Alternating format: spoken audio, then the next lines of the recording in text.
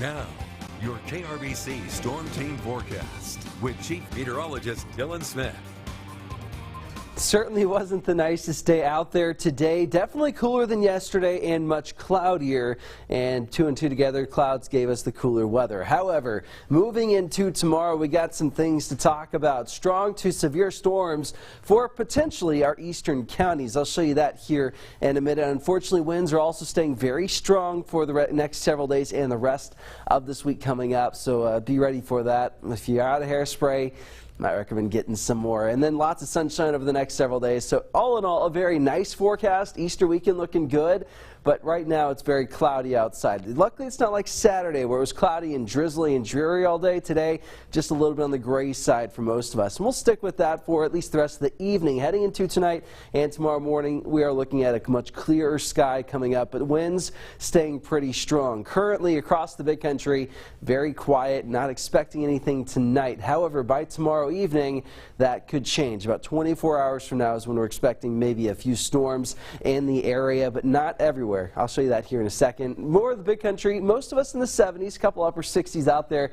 Definitely a cooler day than yesterday, as I said it would be. Yesterday we topped out in the mid-80s. Today we got lucky to get to the mid-70s, so about 10 degrees cooler for a lot of us. And by tomorrow morning, cloud cover going to start to thin out as we move into the evening hours. Heading into tomorrow morning, starting to see a little bit more of that thinning cloud cover. Maybe a few clouds by the early morning hours, but generally going to be a nicer day tomorrow. We will have a dry line pushing through right around lunchtime for a lot of us, and as we do, this one could start to spark up a couple of showers and storms, but primarily for our eastern counties right now. You can see heading into the evening hours about 6, 7, 8 o'clock, right about the peak heating, at least the peak energy for the day, start to see a line of storms form. Currently not expecting a ton of severe weather for us, but we could see a couple of stronger storms. But by the time they get really strong, they'll push out of the big country and closer to the metroplex. So generally going to be a pretty uneventful time, but we could see, again, a few strong storms, primarily for our eastern and southeastern counties. So the interior portions of Texas east of us under an enhanced risk. That's a 3 on that scale of 0 through 5. And the far eastern counties of the big country under that 1 and 2, that marginal and slight risk for tomorrow. Here's a little bit of a highlight of that.